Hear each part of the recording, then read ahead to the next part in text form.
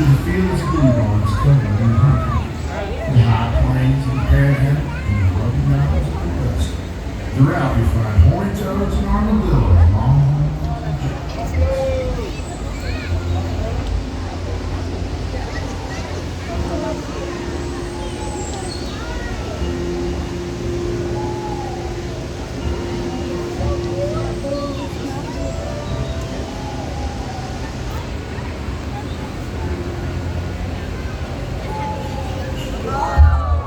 For more than 10,000 years, indigenous tribes have called Texas home.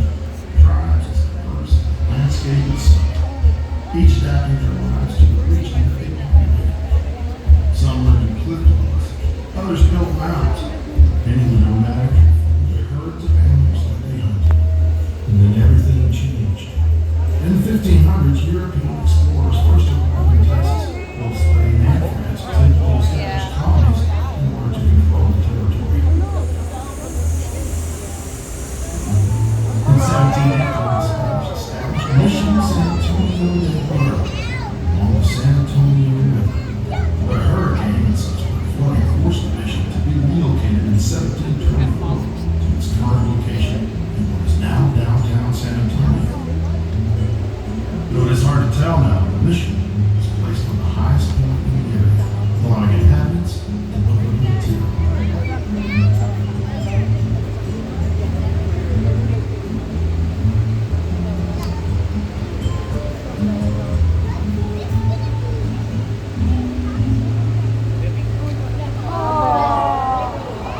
The first building was the convention, now known as the long-awaited Commission Friars Room. Next came the church. Oh, it looked a little bit different than it does today. Inside, the indigenous residents received instruction in the Catholic faith. They learned Spanish and important skills like weaving, farming, masonry, and blacksmithing, becoming a thriving community of parishioners and Spanish subjects all together on the frontier.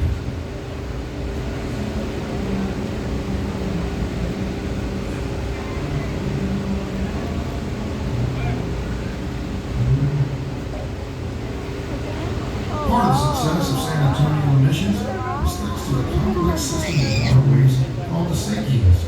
The network of trenched waterways ran parallel to the river and diverted water to the farmlands and the town. These acequias served as a life source amidst the arid landscape, providing critical water from the river to areas too far to reach.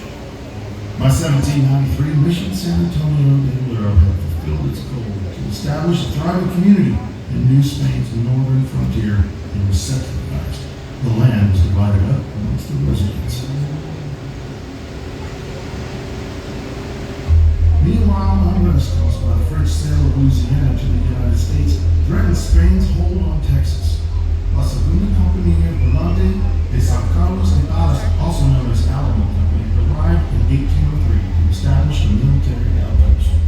In 1821, Mexico gained independence from Spain, and Texas became one of its states. American colonists, led by Stephen F. Austin, an early impresario or land agent, began moving to Texas, attracted by the promise of cheap land and opportunity. In 1833, Antonio Lopez de Santa Anna was elected president of Mexico and abolished the Constitution, prompting the Texas independence movement.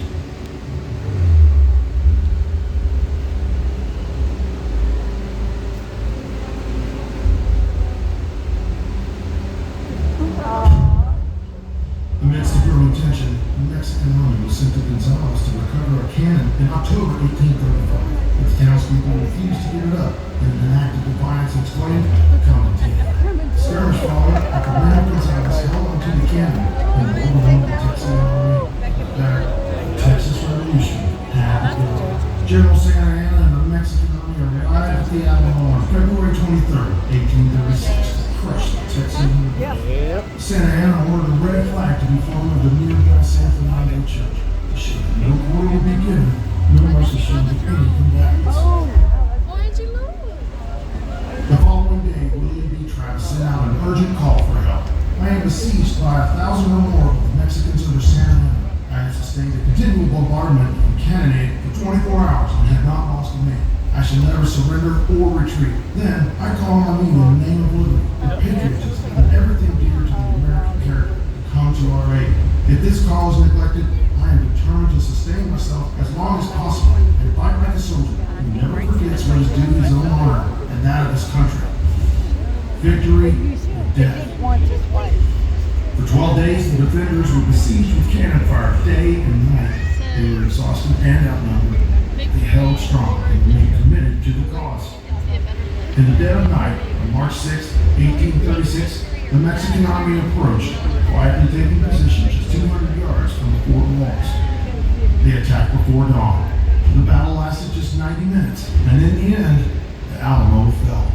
All defenders perished. What these defenders didn't know was that a few days earlier, on March 2nd, a group of delegates, including two from the Alamo and two from Bayard, convened at Washington on the Brazos and signed the Texas Declaration of Independence, breaking away from Mexico and effectively creating the Republic of Texas. Yet, the revolution continued for another 6 weeks, until the afternoon of April 21st, 1836, while Santa Anna's army rested on the banks of the San Jacinto River, the Texan army, led by General Sam Houston, launched a surprise attack. Outnumbered again, but buoyed by defiance and outrage, the men cried, "Remember the Alamo! Remember Goliad! God and Texas!" The battle lasted only 18 minutes and was a resounding victory for the Texans.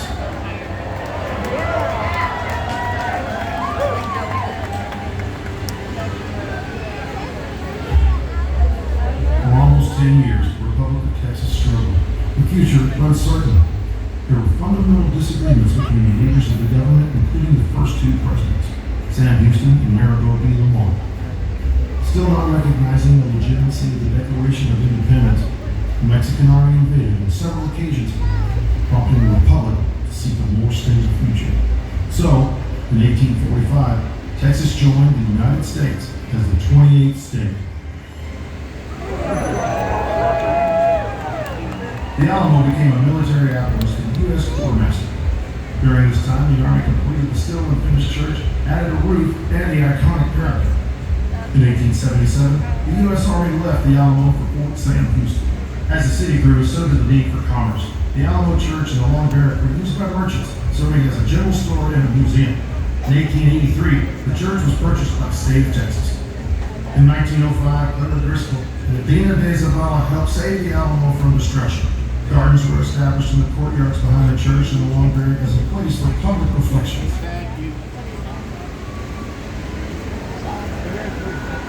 And so the Alamo was saved and returned to the people of Texas. Today, the Alamo is a world-renowned landmark visited by more than 1.6 million visitors a year. It serves as a symbol of bravery in the face of overwhelming odds. Its iconic past shaped the qualities Texans are still known for: independence, pride, and a can-do spirit.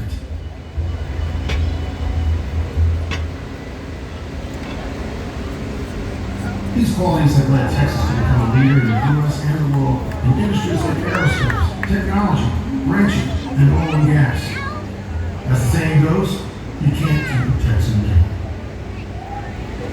The Alamo is at the heart of the Texas identity, and we are making big plans to honor that legacy, including the construction of a 160,000 square foot visitor-centered museum where the full history of the site can be told, and an education center which will inspire thousands of school kids each year. In addition, improvements to the entire complex will bring reverence and respect to its most sacred spaces.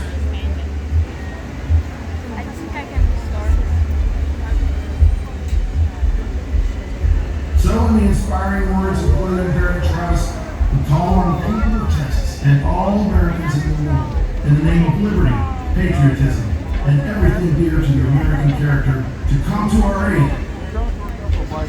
Help keep the spirit of Texas alive and ensure that the Alamo, the shrine of Texas liberty, stands strong for many generations to come.